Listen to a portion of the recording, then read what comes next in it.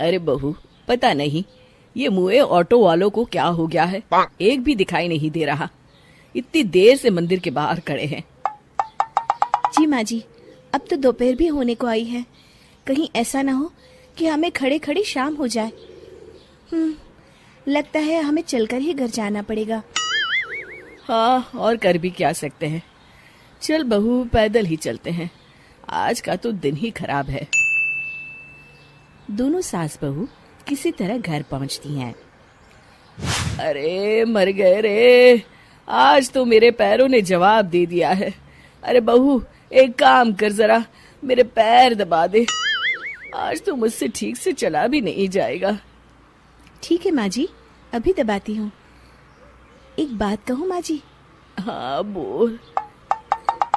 मैं सोच रही थी क्यों ना मैं कार चलाना सीख लूं।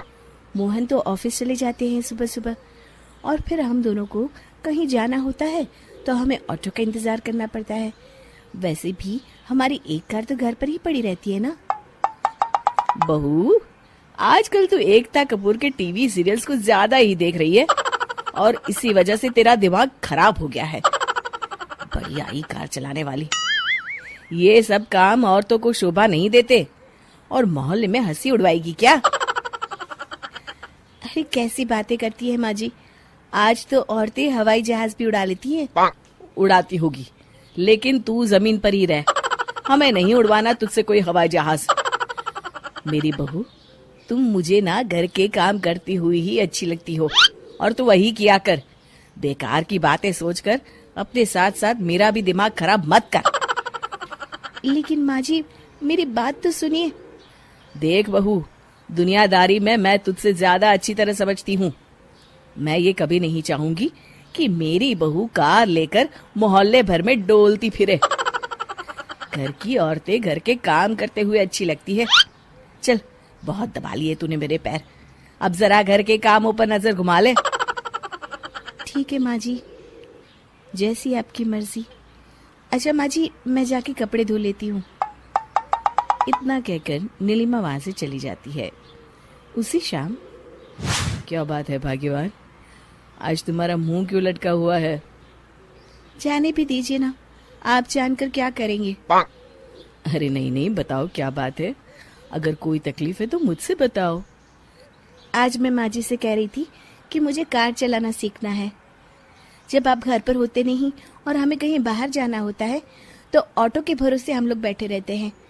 अगर मैं कार चलाना सीख जाऊंगी तो वक्त बेवक्त काम ही आएगा ना।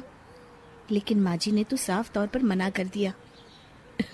बस इतनी सी बात पर तुम नाराज हो? एक काम करो, मैं तुम्हें कार चलाना सिखाऊंगा। जी, आप सच कह रहे हैं? अरे भाई, इसमें कौन सी बड़ी बात है। लेकिन याद रहे, इस बात का पता माँ को बिल्कुल नहीं लगना चाहिए। तुम कल से सवेरे जल्दी उठ जाना। ऑफिस जाने से पहले रोज मैं तुम्हें कार चलाना सिखाऊंगा। सच में आप कितने अच्छे पति हैं। भाई वो तो मैं हूँ। चलो अब ज्यादा मस्का मत लगाओ और मेरे लिए बढ़िया सी चाय बना कर लाओ। जी, अभी लाती हूँ। नीलिमा रसोई घर में चली जाती है। अगली सुबह दोनों पति पत्नी जल्दी उठ जाते हैं और राजेश नीलिमा को कार चलाना सिखाता है। अरे अरे, क्या कर रही हो? जरा आहिस्ता एक्सीलेटर पर पैर रखो। हाँ हाँ, इस तरह। अरे वाह, ये तो बड़ा आसान है। हाँ, आसानी है, धीरे धीरे तुम सीख जाओगी।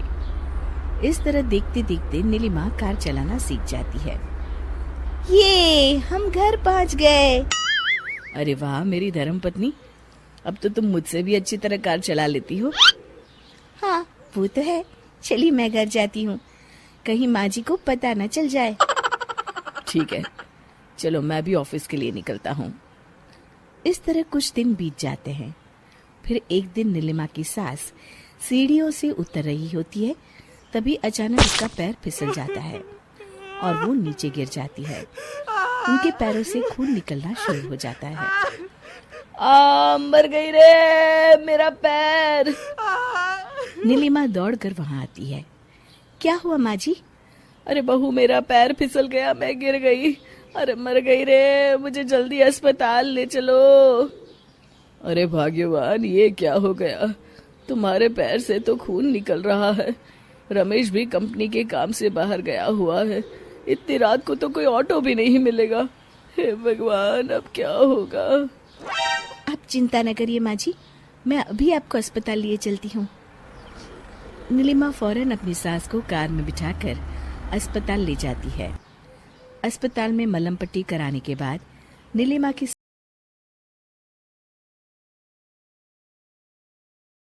ड्राइवर बहू राशि की शादी एक कैब ड्राइवर से होती है।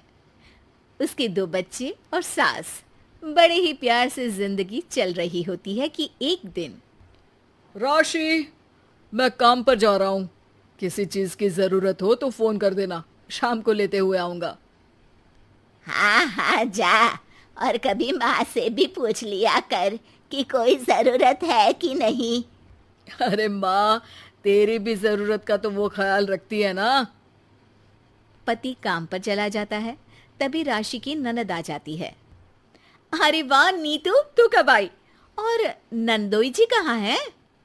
भाभी वो तो नहीं आए, लेकिन मैं आ गई कुछ दिनों के लिए। जरा मायके का सुख भी तो ले लूं। अरे हाँ हाँ बैठ, मैं चाय लेकर आती हूँ। भाभी आप सबका कितना ख्याल रखती हैं। सबको आपके जैसे ही भाभी मिले। राशि मुस्कुराकर वहां से चली जाती है। वो किचन से पति को फोन करती है। पति जो उस वक्त कैब चला रहा होता है फोन उठाता है। क्या बात है राशि? अगर कुछ जरूरी नहीं तो बाद में बात करें, मैं कैब चला रहा हूँ। अरे वो नीतू आई है, तो शाम को आते वक्त कल्लू हलवाई के समोसे ले आना। शादी से पहले उसे बड़े पसंद थे ना। ओ ठीक है ठीक है। वो राशि से बात कर ही रहा होता है कि सामने एक खंभे से उसकी कार टकरा जाती है। वो बेहोश हो जाता है। ओहो, पता नहीं क्यों बिना कुछ बोले ही फोन काट दिया। थोड़ी ही देर में कुछ लोग राशि के पति को लेकर घर आते हैं। उसका एक्सीडेंट हुआ होता है और पैर पर चोट लगी होती है। मैडम, इनका एक्सीडेंट हुआ है। डॉक्टर ने 6 महीने बेड रेस्ट को बोला है। राशि रोने लगती है। सभी घर वाले पति के सामने आ जाते हैं। अरे गलती मेरी थी, मुझे ड्राइव करते वक्त फोन नहीं लेना चाहिए था। नहीं जी, मैंने ही तो आपको फोन किया था, गलती मेरी थी। जो होना होता है वो तो होता ही है भाभी। अब पछताने से क्या होगा। अरे लेकिन अब घर कैसे चलेगा? मैं अकेला कमाने वाला था, किसी तरह तो घर चला रहा था।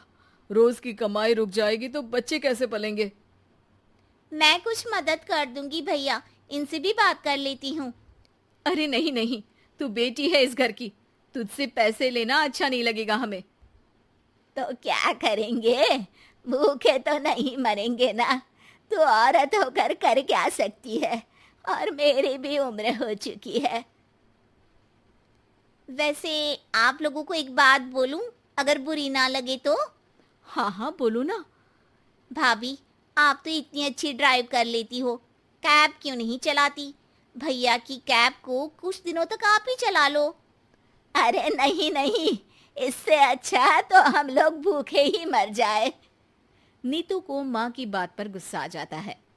माँ तुम चुप रहो, करना तो कुछ है नहीं, बस बैठ कर दुनियादारी देखो। समाज नहीं आएगा तुम्हारे बच्चों को खाना खिलाने। राशि को थोड़ी हिचक होती है, लेकिन नीतू की बातों से उसे हौसला मिलता है। अगले दिन सारी फॉर्मेलिटी के बाद राशि तैयार हो जाती है कैब चलाने के लिए। पति भी राशि को कैब ड्राइवर के कपड़ों में देखकर खुश होता है। राशि घर से बाहर निकलती है कि पड़ोसन बोल पड़ती है। अरे देखो देखो, कैसे पैंट शर्ट कस के निकली है कैब चलाने। हाँ भाई, कोई औरत को कैब चलाते देखा है कभी? लोगों की बातों की परवाह ना करते राशि कैब लेकर निकल जाती है और शाम को घर वापस आती है। माँ जी, आज की कमाई। अरे बहू, ये पैसे नहीं आते तो घर की तरकारी भाजी कैसे होती, और बच्चों की फीस भी। माँ जी सच कहूँ, लोग भी बहुत अच्छे मिलते हैं। देखते हैं कि जब लेडीज है तो सपोर्ट करते हैं। आज तो एक मीडिया वाले ने मेरा इंटरव्यू भी ले लिया। मैंने तो कह दिया, जब औरतें रॉकेट चलाकर चांद पर जा सकती है तो मैं कैब क्यों नहीं चला सकती? जीती रहे बहू, भगवान हर घर में तेरे जैसी बहू दे जो घर की जिम्मेदारियों के साथ बाहर का बीड़ा भी उठाने योग्य हो।